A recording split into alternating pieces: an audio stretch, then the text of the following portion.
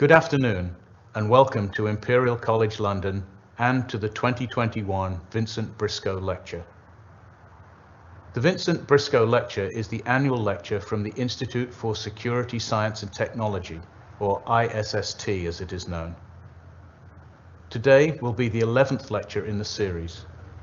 In previous years, we would be congregated in one of Imperial's lecture theatres for the event, but following the new normal tradition, today it will be online. I'm sure that it will be in no way diminished by being delivered in this way, and indeed, we hope it will reach an even larger audience. Before we get to the lecture, I would first like to say a few words about ISST. The Institute was founded in 2008 by Sir Keith O'Nyans. At the time, the UK government was developing a comprehensive national security framework, and it was clear that universities had the expertise and responsibility to contribute more to the discussions around this. This need and obligation to contribute to the discussion about what security means and how we aim for a secure and resilient world has perhaps never felt so important.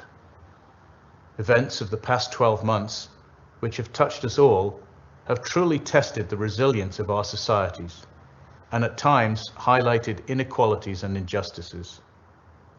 The need for more inclusive communities to help tackle these challenges has been an important discussion, and this need is perhaps particularly acute in the security and defence realm. In response to this, ISST, under the leadership of Professor Deep Chana and Professor Washington Ocheng, have refreshed the mission of the Institute, ensuring that societal resilience and values, such as those outlined in the UN's Sustainable Development Goals, are at the heart of the discussion around security. The diverse and dynamic team of ISST continue to lead the conversation on this front. One recent example is the work of Professor Deep Chana is doing with the NATO Group on Disruptive and Emerging Technologies, which he chairs. The group recently released their first annual report highlighting the need for a values-based innovation agenda, which you can access via the ISST website. Making sure these values are part of our next generation of security experts and leaders is also critical to the ISST's mission and the new research strategy, and the MSc Security and Resilience program continue to do just that, thanks to the collective hard work of all ISST staff and colleagues from other relevant departments and institutes at Imperial. I'm delighted to announce that the MSc program has been accredited under the London Interdisciplinary Social Sciences Doctoral Training Program, thanks to Professor Ocheng's leadership.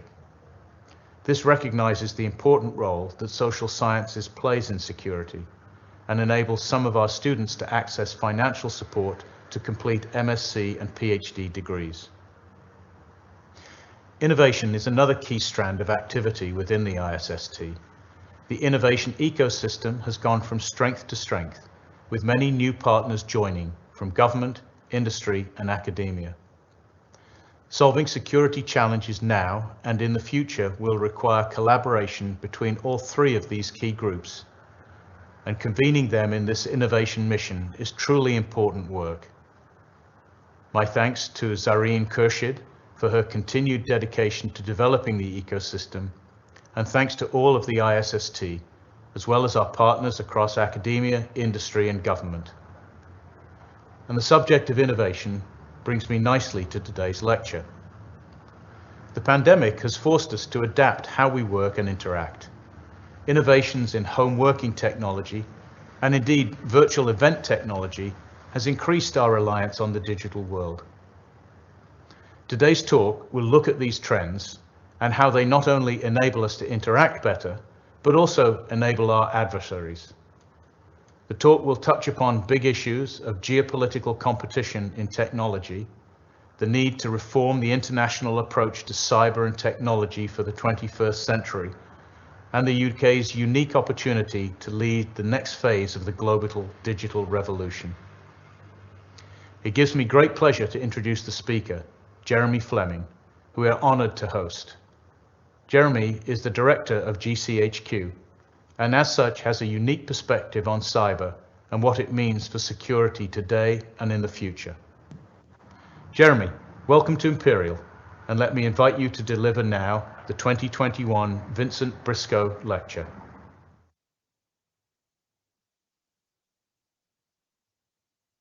Good afternoon, and thank you to Professor Walmsley for the kind introduction.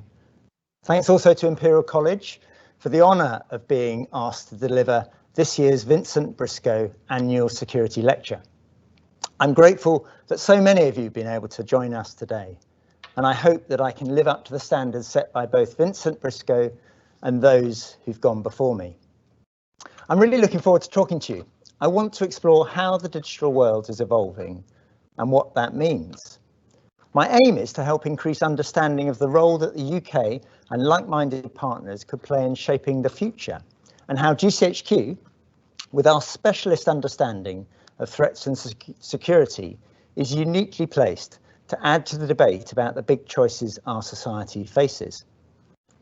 Now, I've had the privilege of being Director GCHQ for 4 years.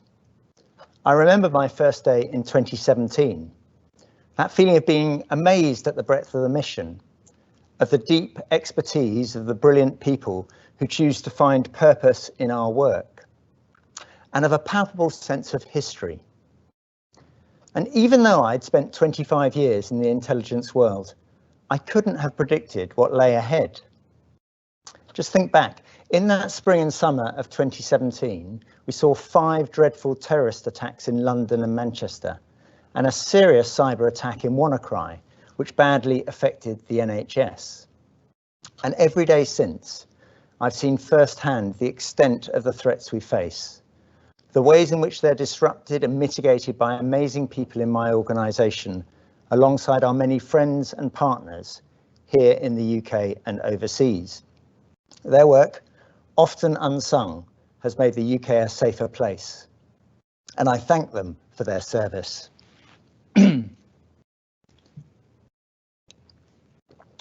But as well as responding to the immediate threats, we've also been busy adapting and changing for the future.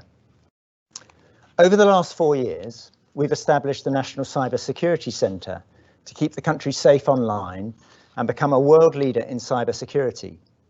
We've moved to new places, opening an office in Manchester to tap into a diverse city with a thriving tech sector. And more recently, we've worked with our partners in the military to create the National Cyber Force, giving the country the capability to contest hostile states and criminals in cyberspace. And we've become much more prominent in public debates about the future security of technology. Everything from 5G to the ethical questions surrounding the use of artificial intelligence. As in so many other places, this pace of change in both threats and our response has accelerated during the pandemic. We've adapted to new requirements to play a full part in the country's response. We've helped the NHS to defend themselves, providing threat hunting support to NHS Digital. We've scanned over 1 million NHS IP addresses for vulnerabilities.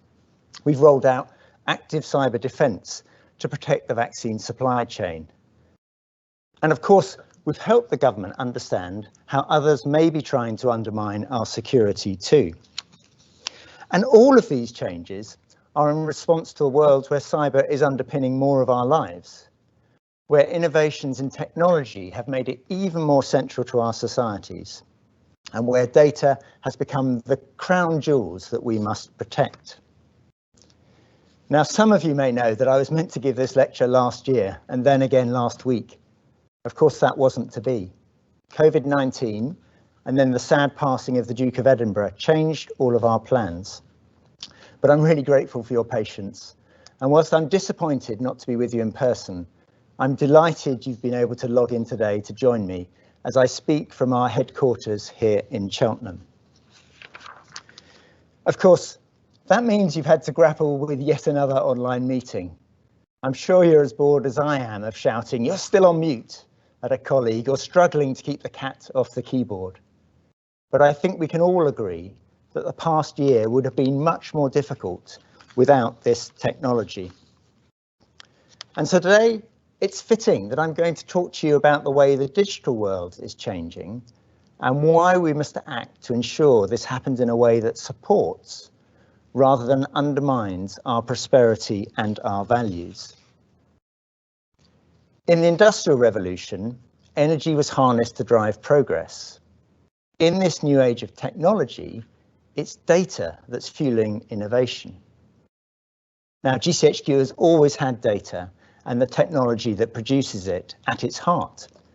We protect the country from real-world harm through our intelligence mission. We protect the country's digital homeland through our cybersecurity mission.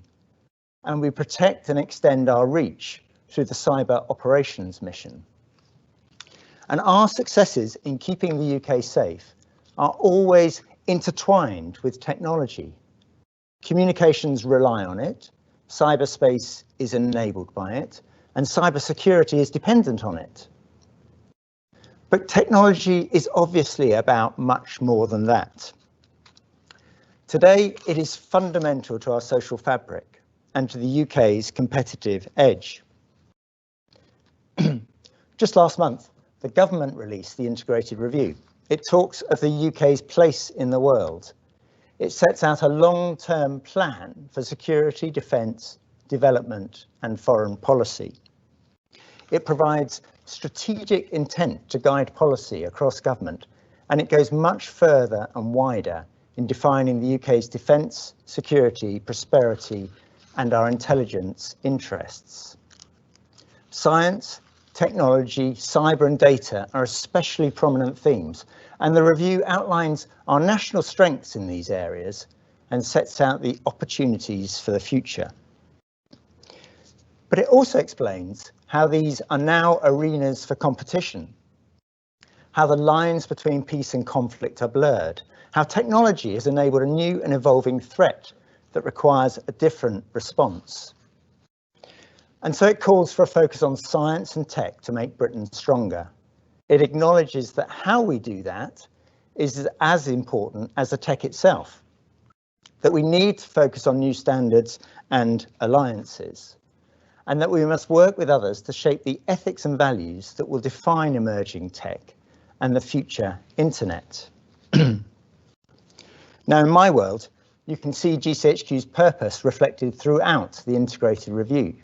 Our unique insight and expertise means we have the potential to help the country beyond our traditional intelligence, security and cyber roles, that we have a responsibility to help pioneer a new approach to this ever more complex threat. Now, when we were formed over a century ago, communication technology was in its infancy.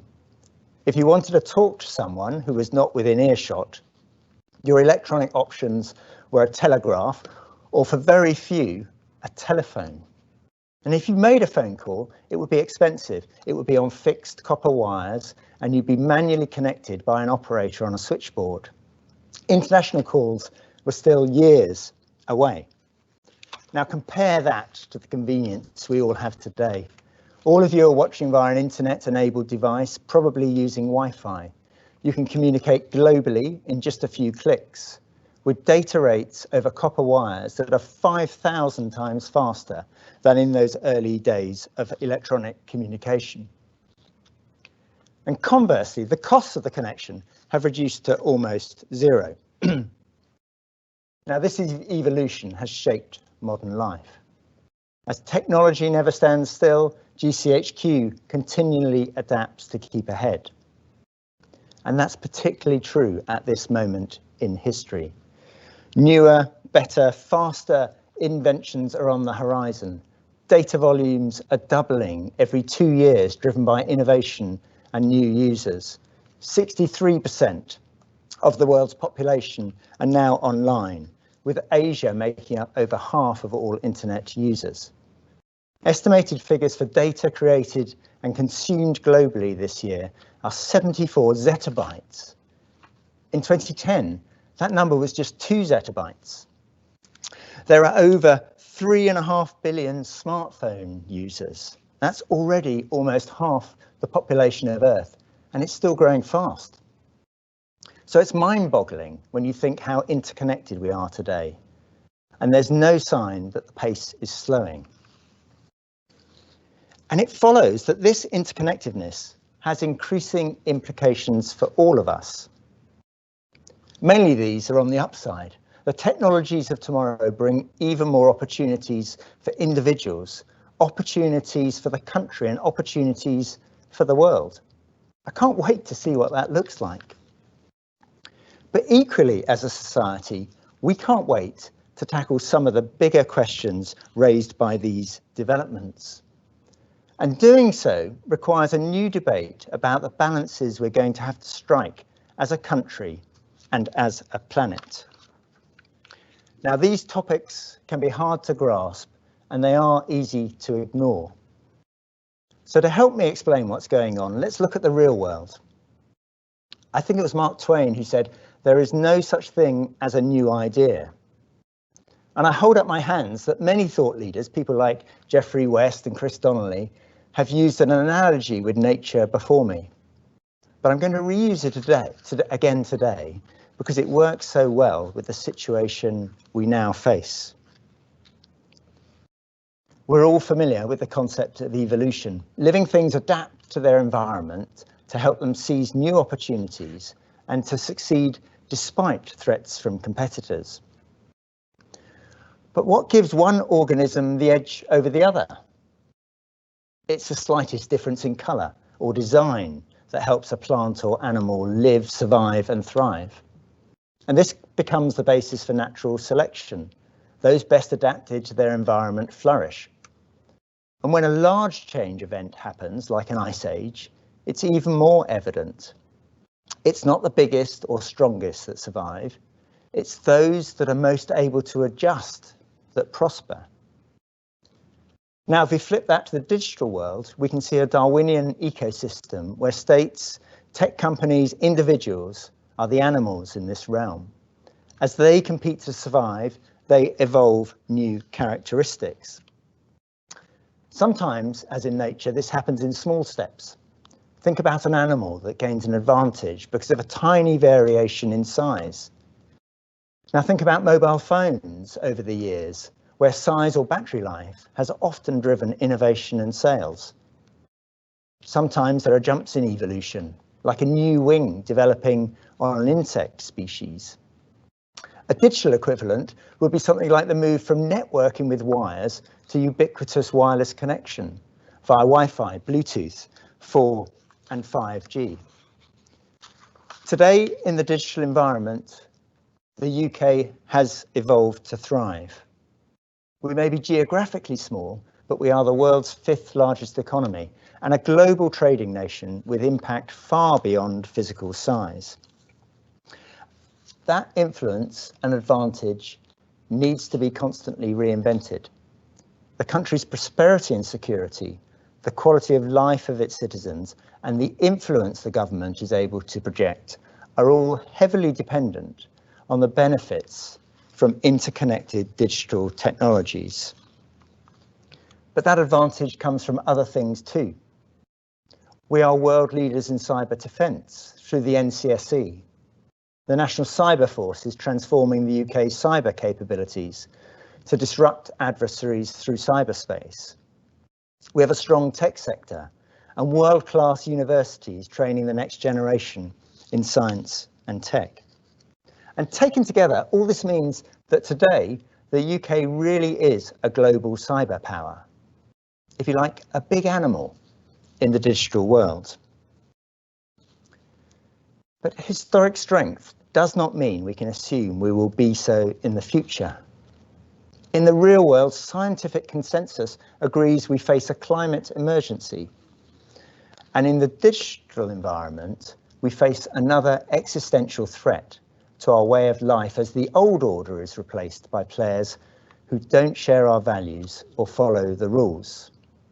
To stay relevant, the UK and like-minded allies are recognising that the landscape is shifting and that there is a pressing need to act. I know it's hard, but if we opt out of this conversation, if we choose not to take action, if we try to rest on our past successes, it will be our adversaries and competitors who shape the future world we live in. The integrated review shows that the UK is taking this seriously. But what does that mean in practice? To answer this question, we need to look at today's digital environment, how it's changing, the issues that's posing, the threats that are enabled, and the opportunities created. So let's start by looking at how we use technology. I've already talked about the explosion of connectivity. Humans are social animals, and technology enables our need to communicate. Of course, it's much more complex than that. You can order food, access a service, know where the next bus is, or pay for a hire bike and get pedaling, all at the click of a button. And this connectiveness and interoperability generates huge volumes of data, and it brings huge convenience. It unites those with shared interests, and it enables vibrant online communities. And these are all massively positive things. But we must acknowledge that our adversaries benefit too. They exploit the tools that were meant to bring society together to instead create discord. They misuse that power to fuel division, exploit vulnerable people, and peddle extreme views. And it's this complexity of a sprawling ecosystem. Every positive has a possible opposite that makes the digital world so difficult to manage and secure. So think about emerging technologies like quantum computing, about vendors and systems that aren't always interoperable. Think about all the interacting with legacy systems that cannot easily be replaced, about highly regulated industries like telecoms and energy coming together with highly unregulated industries like the internet and smart cities. This has huge consequences for what we need to protect, what we call the critical national infrastructure, as it becomes more distributed and diffuse. It affects how we regulate, makes it harder to compel the provision of information for law enforcement or cyber security, and it adds risk in the supply of products and services. It presents a fundamentally different challenge. And it's one that has come into even sharper focus over the past year. Our reliance on technology to stay close to loved ones, enable different ways of working, and access crucial services has dramatically increased. And most of this has been to our benefit. But it has benefited our foes too, as they exploit the accelerations in connectivity and poor cybersecurity. So we've seen criminals sending phishing emails offering cures for the virus. And of course, instead, they infect computers with malware in a bid to acquire money or your identity. At a national level, we've seen state hackers attempting to steal coronavirus research and exploit supply chains. And perhaps even more perniciously, we've seen ransomware become a serious threat, both in terms of scale and severity. Increasingly, it targets crucial providers of public services, as well as businesses, as criminals play on our dependence on tech. It's resulted in serious disruptions to education, health, and local authorities. It's caused huge losses for unprepared businesses and has rapidly become a significant threat to our supply chains. There's a whole other lecture here about the need for concerted action to address this trend. But for now, all I'd say that it's growing at an alarming rate. Nevertheless, our appetite for technology shows no sign of slowing. So let's turn to what that means for technology development. Historically, this was largely driven and owned by the West. It was a virtuous circle. Government and private sector investment identified new markets and fueled new research. Shared values among involved states meant industry standards for emerging tech tended to be global. This in turn encouraged free trade and international dialogue. And those countries at the forefront gained wealth and status. This enabled national security, improved the lot of citizens, and drew in funding for the next wave of investment. and so on. But today we're in a different era. We can see that significant technology leadership is moving east. It's causing a conflict of interests, of values, where prosperity and security are at stake.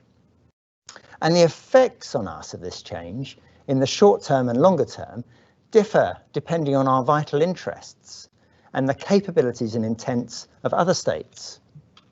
Now, as an intelligence chief, I'm bound to say that Russia and China remain of most concern.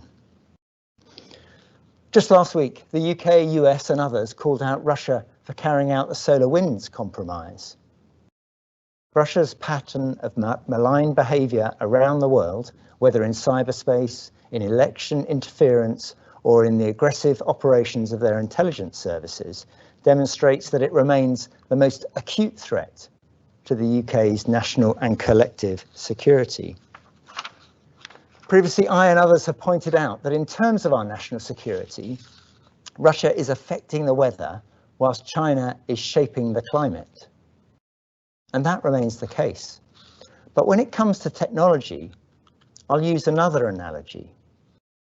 The threat posed by Russia's activity is like finding a vulnerability on a specific app on your phone. It's potentially serious, but you can probably use an alternative. However, the concern is that China's size and technological weight means that it has the potential to control the global operating system. And in practice, that means that states like China are early implementers of many of the emerging technologies that are changing the digital environment. They have a competing vision for the future of cyberspace and are playing strongly into the debates around international rules and standards. And it's a vision driven by a complex mix of national pressures, of population increases, the need for economic growth, perceptions of threats to their security and national interests, and they all influence their actions. And for tech, this means they're bringing all elements of state power to control, influence, design and dominate markets, often with the effect of pushing out smaller players and reducing innovation. And states that do not share our values build their own illiberal values into the standards and technology upon which we may become reliant. If that happens, and it turns out to be insecure or broken or undemocratic, everyone is going to be facing a very difficult future. The effect is to turn technology markets into new areas of geopolitical competition, and the development of and access to technology into statecraft tools. So understanding what drives these players and the impact they can have is key to developing an effective counter strategy. So let me illustrate what we're seeing.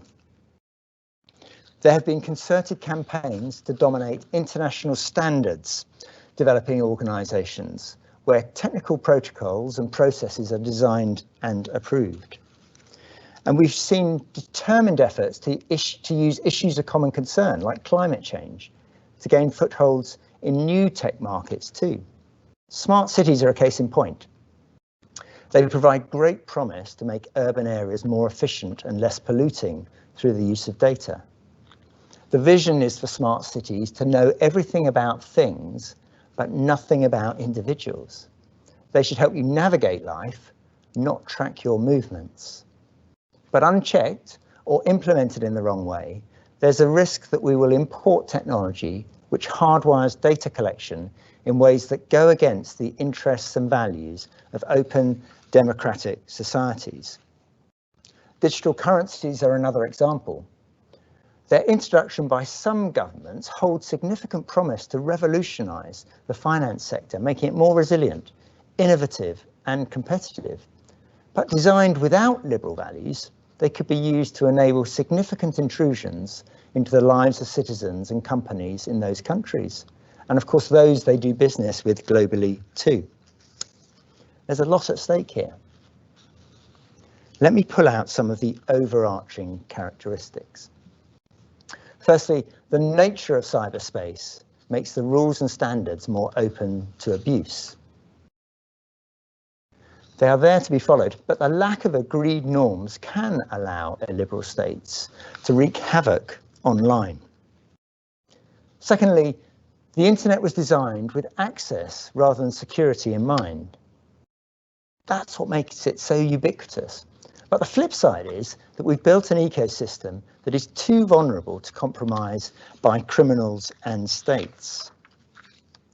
And thirdly, in the face of rapid change, society as a whole is often slow to understand and react to the implications of new technologies. Companies, not governments, have rightly led the way, but their investment in shaping future standards naturally favours their commercial interests, and sometimes those don't align with the interests of ordinary citizens. So taken together, I hope this paints a picture of today's digital landscape in all of its complex glory. New technology is enabling life online.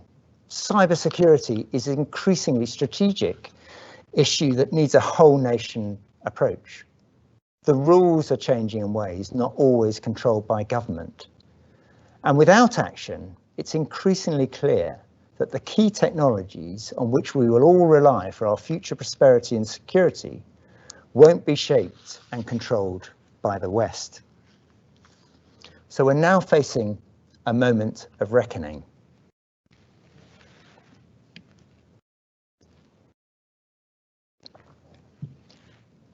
In the natural world, during a period of rapid change, the only option is to adapt.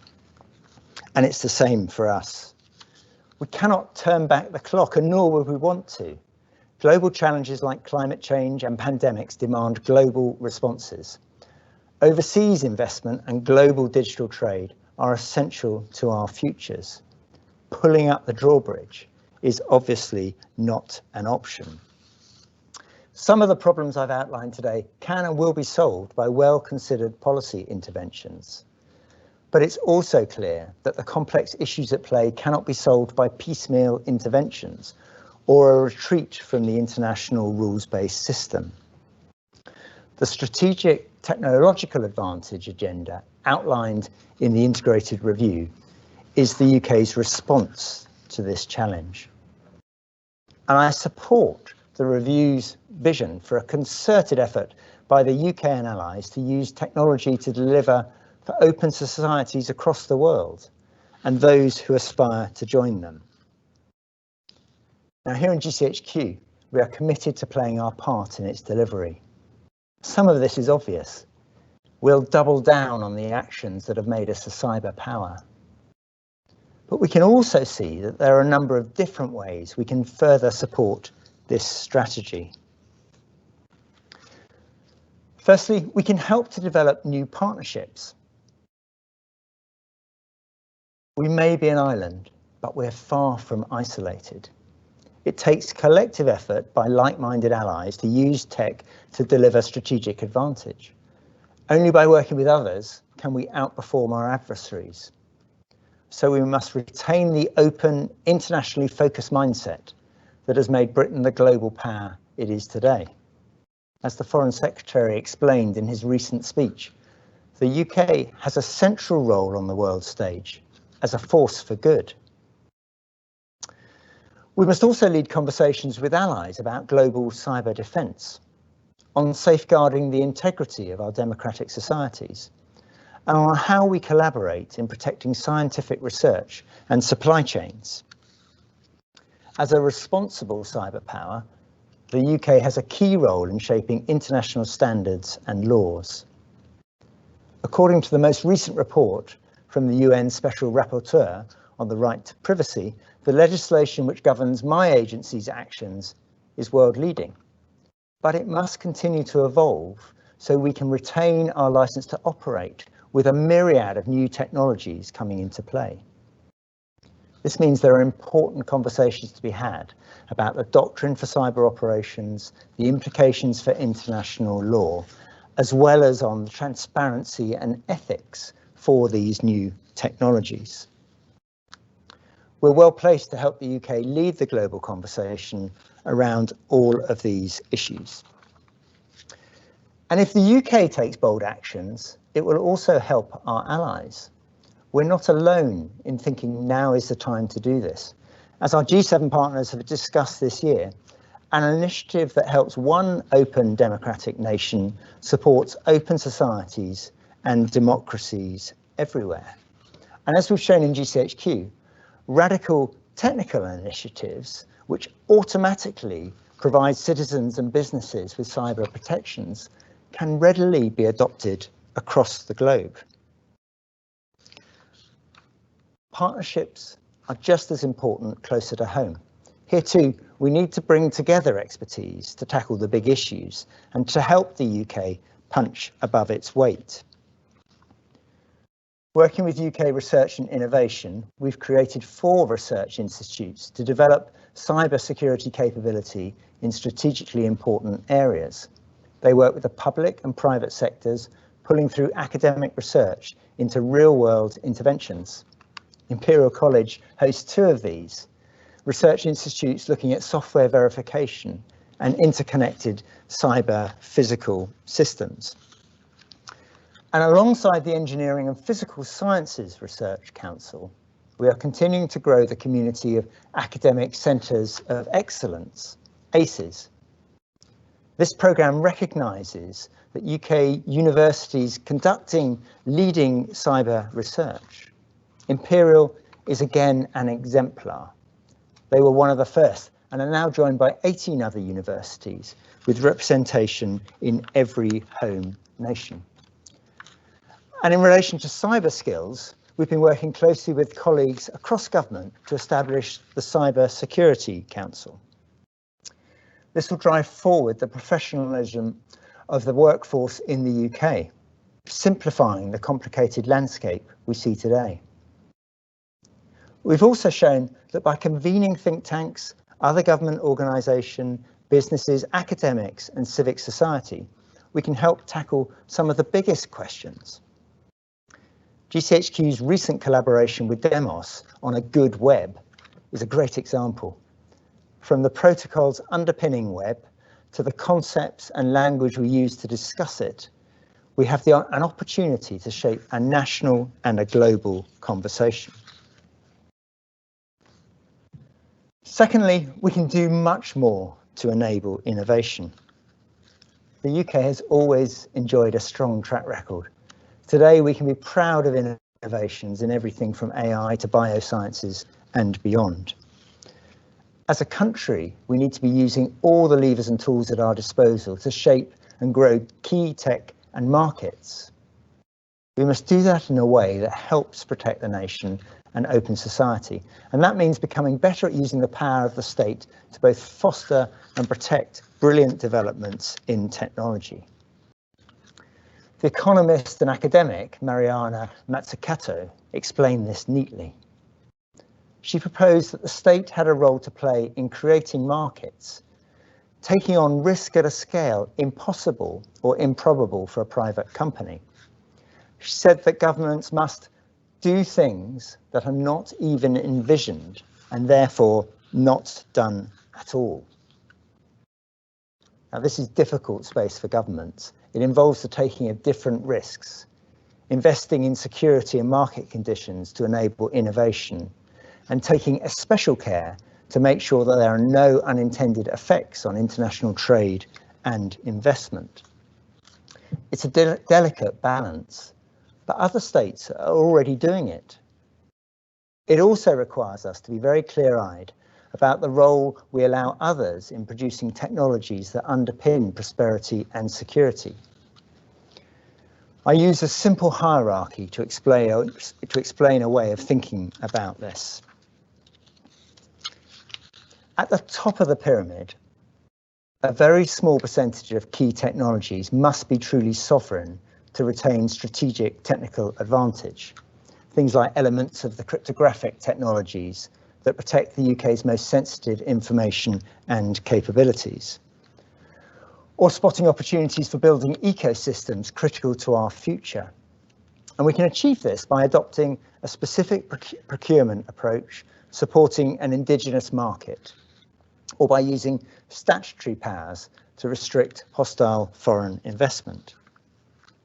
At the next level below, we can define a broader set of technologies where it's in the country's national and economic security interests to incentivize diversity of supply. Typically, we would look to do this with countries that share our values. We would aim to leverage the UK's world-class research and development and tech innovation to ensure that the UK is part of that global supply. And where we can, we would try to build in excellent security from the start, protecting the eventual users of the tech, but also helping to protect early stage science and technology from hostile intent. And for everything else in my pyramid, we can use our economic clout to maximize consumer benefit and to make sure the tech is safe for all users. Now, GCHQ has a role to play at each of these levels and in helping to create the favourable environment needed for tech innovation. Ours is a business where you can never stand still. Innovation is in our DNA. Every day, we manage operational risk. We're used to having to make big bets to make the next breakthrough. Through our access, analysis, and brilliant people, we combine a unique view of global threats with a deep understanding of technology that can help shape policy and provide advice on big decisions. And we recognise that securing the digital homeland has to be a team effort. Through the NCSE, we help companies, institutions and individuals to develop the knowledge they need to be cyber secure. By making the UK the safest place to live and do business online, we also make the UK a more attractive place to invest. And to help, we've grown an ecosystem of over 250 companies offering cyber essentials assessments. This scheme encourages organisations to improve their basic cyber security, and it's issued almost 65,000 certificates so far. We also run cyber accelerator programs to help startups get mentoring and support. It's about encouraging new products, skills, jobs and growth. And it really works. Over 40 companies have now completed the programs. Between them, they've created over 500 jobs, raised £100 million in investment, and increased their revenues by tens of millions of pounds too. And at the harder end of the spectrum, through our partnership with the MOD, the National Cyber Force gives the country the ability to build out from this position of defensive strength by acting in cyberspace to make greater impact in the real world, whether countering disinformation, protecting against child sexual abuse, disrupting criminals and terrorists, or in supporting the military commander in a conflict. Offensive cyber is simply another lever of power that can be used to eliminate threats, amplify our values, and pursue our national interests. That is not necessarily about direct action. As General Sir Patrick Sanders has put it, the real power is in influence, not sabotage. And of course, as a responsible cyber power, we use these capabilities legally and proportionately in a way that reflects our values as a democratic country. That's what sets us apart from some of the behaviours of our adversaries. And finally, we're working to develop the skills the nation needs for tomorrow. Clearly, to succeed, the country needs to bring on the next generation of talent and entrepreneurs from every part of the UK, and this must start young. The hugely successful Cyber First initiative has developed free courses, university programmes, online learning and competitions to over 140,000 pupils. And as a result, many will now consider a career in cyber. Over 90% of Cyber First bursary students move directly into full-time cyber security roles after graduation. And that's having real impact on the talent pipeline. There's also a role in encouraging inclusion in the industry. We need a diverse range of people to continue to thrive in the digital era. This is just as vital as our intelligence or cyber security missions. And it's why many of the cyber first schemes focus reaching underrepresented groups. And once we have young people interested in careers in cyber, they need to be able to access quality higher education too. And the NCSC now recognises 9 universities for cyber security. Cyber degrees are offered by 31 universities from across Scotland, Northern Ireland, Wales and England. And they've been certified as excellent. Academic institutions like Imperial College and other world-leading universities are nurturing this next generation of great minds, and they're generating groundbreaking research that will give us advantage in the future. The integrated review is clear that all of this work needs to come together if we are to continue to deliver the aspiration of the UK as a great science power. When we get it right, we know that the results can be exceptional. Exceptional for prosperity, exceptional for security, and for the long-term development of national advantage. Now, I can think of many areas from my own experience where we've managed to find that sweet spot, from research in pure mathematics to high-performance computing, and from cyber security spin-offs to behavioural science. But we need to maintain and enhance that success. Now, as scientists and technologists, as innovators, you'll all recognise these imperatives and know you can contribute to this discussion in the security and the defence realm. My ask of you is that you think seriously about the ways in which you can help all this come together, whether it's cybersecurity, AI, quantum computing, or the next big innovation we haven't even thought of yet. I'm sure you all agree the potential is huge. So in conclusion, as the digital world evolves and powers shift, it is completely clear to me that the next epoch will be defined by those who grab the innovation initiative and succeed in promoting their values. That won't be easy. It'll take effort. It will involve change. It needs investment. There will be hard decisions and balances to make. But the prize is high. If we get it right, the UK and our allies will be influential in standards making and development. Coalitions of interest will be formed to protect diverse supply chains and interoperability. And the UK will be a leading voice in the international debate about the links between geopolitics and tech. If we get it right, the UK will broaden and deepen the global dialogue around solutions to global problems, backed by the credibility of technical excellence and a genuinely world-class domestic legal framework. We'll be seen as a country that supports academia and industry to play their part. Careers in cyber and tech will be within reach to all, and we will welcome the next generation of talent from every corner of the 4 nations of the UK. If we get it right, new policies informed by deep expertise will influence and shape markets, protecting and growing the most critical technologies. Government will create new markets, focusing investment on the sectors and technologies that are best for the UK. The country will support the growth of a diverse set of companies that can provide these technologies and that continue to work in accordance with our values. We'll be working with other like-minded nations to pool resources and knowledge to target those global moonshots.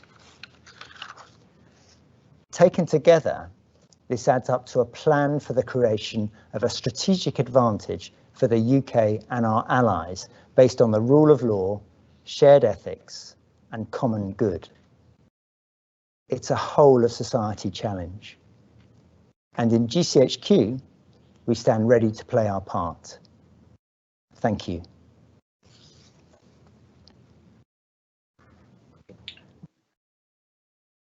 So thank you very much, Jeremy, for such a thought-provoking lecture. And hello to everybody tuning in. My name is Professor Deep Chana, and I am the co-director of the Institute for Security Science and Technology here at Imperial, the host institution of the Vincent Briscoe Lecture Series. Before I go on to offer a formal vote of thanks, we have around 10 minutes for audience questions, which have been posted into the chat and also sent in during the registration process.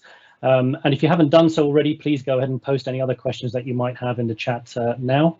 But I wanted to kick things off with a question which has come in from Layla, Jeremy, if I might. And Layla asks, how can technology bring about digital peace on the internet and in digitally connected spaces? Thank you, Deep. Good to see you, and thank you, Layla, for the question. I'm very wary of war and peace analogies, particularly when they come to tech. But it is clear that digital spaces can be places where competition is evident. There's certainly places nowadays where you can see crime, and as I've outlined today, there are places increasingly where states are competing. And I think the challenge for us is to work out how to better secure that arena as we would many other areas of life. I don't think there's a paradigm out there where there is zero risk or complete peace, if I was to use the phrasing of your question. But I do think that we can do more to increase the overall standards of cybersecurity across technology as a whole, where we can design those in more effectively, where standards and regulation have been across the world so that we understand the rules of the world, and where those rules and regulation have teeth so that we can oversee, regulate, and if necessary, take action. So I think there's quite a lot to play for here, Layla. My overarching point, though, is that whilst I am pointing to the conflict and the nature in which cyberspace can be contested, it is a place where we are all getting amazing benefit. I think our duty is to make sure that we can continue to do so in the future. Fantastic. Thanks, Jeremy. So moving on to the next question that came in from Satpal. You mentioned quantum computing, in fact, and this is a quantum computing question. How do you feel, Jeremy, the advent of quantum computing is going to impact the cybersecurity landscape in the near to medium term and even beyond that? So quantum is a word of the moment. It's a tech of the moment, and of course I've liberally sprayed it through my speech today. And I think my first point is I still don't think there's great societal understanding of what quantum technologies are, let alone quantum computing. I think that's a role that those of you in academia can really help us to engender that debate with the public. I think it's much needed. But obviously quantum computing is coming closer. It's still some way off depending on who you talk to. And the technology itself holds out both opportunities for us, and those are opportunities that come from the potential enormity and speed of the processing power we can get from quantum computing to do different tasks in different ways, to enable analysis, artificial intelligence, machine learning, and so on, to solve some of the biggest problems we face. But there are also, of course, risks with quantum computing, because potentially an effective quantum computer aimed at this task can undermine some of the technologies which keep us and our information secure on a daily basis. So in the near term, that means that we need to get ahead of the curve. We need to be designing quantum resistant algorithms. We need to be designing quantum proof cybersecurity approaches such that we're prepared not only for the future when it comes, but we're also prepared for those adversaries who might use a quantum computer to look back at things that we currently think are secure. There are a lot of things for us to get our head around here. I'm not at all fatalistic about our ability to do this. Indeed, if you were to look on the National Cybersecurity Centre's website, you'd see a lot more detailed thinking about this. So please go there. Great stuff. Thank you, Jeremy. I'm sure people will check that out. Just conscious of time here, I think we'll try and sneak in one or two extra questions here. So taking a slightly different tangent, there's a question that's come in from somebody, and the question is this: there is rightly a persistent concern about the threat of China in terms of cyber and new technologies more broadly. But what do you see as a desired end state when we talk about this situation? What specifically does success look like for the political West in particular, when engaging with China, their industries, capital flows, and so on. And the person asking the question says that the definition of success in terms of China from the political West perspective sometimes feels a bit feels opaque, and really welcomes your thoughts on any of that. Well, you're launching me straight into the most political of questions, so thank you whoever posed that one. I am calling out the threat from China today, but I'm also explaining there's no point us closing our eyes and ears to the rise of China. The fact that China is growing at the rate it is, the fact that as everyone around the world has acknowledged, China is close to being a peer level superpower, means that we have to be aiming for an international system where China is a strong and prominent part of that system, where it is playing with the rules that we have agreed globally, that it's playing a full role in multinational, multilateral institutions. And I think that if you like, the opaqueness, as you put it in your question, comes from the fact that this is new and we're still navigating our way in those relationships. Now, if I was to come a bit closer to home in the things that I've been talking about today, a lot of the investment, a lot of the innovation, a lot of the capital flows we're seeing around technology are coming from China or dependent on China. And the point I'm making is not that we want all that to stop. I think that again would be us ignoring something which is happening.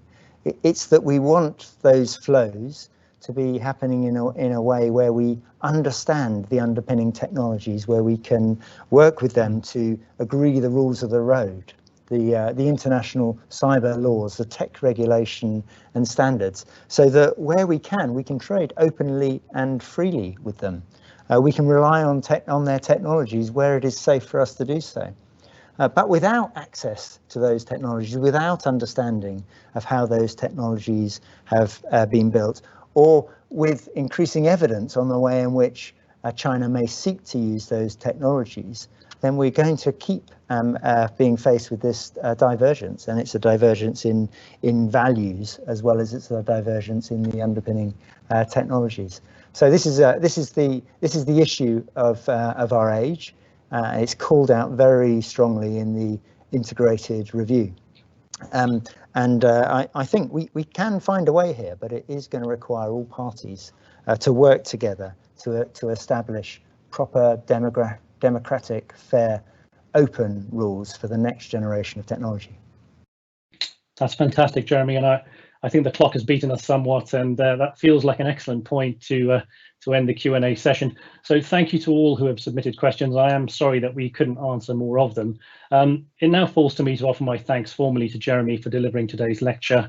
In the old normal, Jeremy, we would have had a loud round of applause at this point, and we would be presenting you with a medal. However, in lieu of these, I would like to take this opportunity to invite you to join us at our next Vincent Briscoe lecture, which I'm hoping will happen in person as a guest of honour, and we can then present you with the medal and offer our thanks in person. So we would really welcome you to the next lecture in that manner.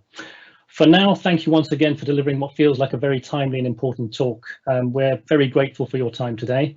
The Vincent Briscoe lecture series was started 11 years ago with the aim of expanding the conversation around security, and really to help in understanding what it means to be in a secure world and to reach a more diverse crowd with a subject which really touches all of us. The lecture today and the conversation it has sparked are exactly what we are hoping to achieve with the series, and we've heard today about some really interesting things, including the possibilities that technology is bringing to the world. In some cases, these possibilities show the potential to move us in a positive direction, and in some cases not. So directing our science and technology efforts is key, and it is important to understand that we all have a role to play in this task, regardless of background, culture, or geographic location. There are collective choices to be made, I think, is a key lesson to take from today's talk. Furthermore, this is a global challenge that involves not just science and technology in isolation, but increasingly the geopolitics of technology and the commercial interests of state-sized private sector organizations. It is a challenge that is fundamental to the realization of our global values and targets, such as those described by the United Nations Sustainable Development Goals. And after the talk, an important question was raised about how technology can help establish sustainable peace. And this is a fundamental question which drives the work of the Institute for Security Science and Technology here at Imperial. And it is a core challenge, I think, of any sensible security and defense strategy. Fundamentally, being secure is about living in a stable, peaceful world, and technology has a crucial role to play, be it through providing basic needs such as food and energy, job opportunities, or protecting ourselves against threats to our safety. Certain challenges are too great for any one section of society to solve alone, as has been clearly demonstrated by the pandemic over the last year. We need academia, government, and industry, and the public too, to contribute to the conversation around the solutions, which is why we believe events like this are so important. There is also little to be gained from isolationism when we are considering risks of a global nature and the trends of technology interconnection, as Jeremy highlighted in his talk today. So our institute is committed to worldwide collaboration, east to west and north to south, and to providing a forum for disparate debates and views, even if they are at odds with each other at times. This is, after all, the academic way and the enduring power of universities. In the next month, we will graduate our first MSc cohort in security and resilience, where we expose students from around the world to the multifaceted issues that are involved when we consider science and technology for security and defense. And we do that in the hope that they will engage in shaping and directing the use of science and technology towards creating a more equitable, stable, and peaceful planet throughout their careers. So in conclusion, it just leaves me to thank you as the audience for attending today. We will continue to run smaller events throughout the year to convene people around the big challenges in security. And we really encourage everyone to look out for these events on our website and to follow us on social media, the social media feeds, to find out how you can get involved and stay in touch. This brings us to the end of the proceedings this afternoon. Many thanks once again, Jeremy, for your time today, to the team at GCHQ, Katie and Sam from Imperial College, and in particular, Max Swinsko-Hall from my team at the ISST for helping to get this lecture off the ground today. And thank you all once again for tuning in.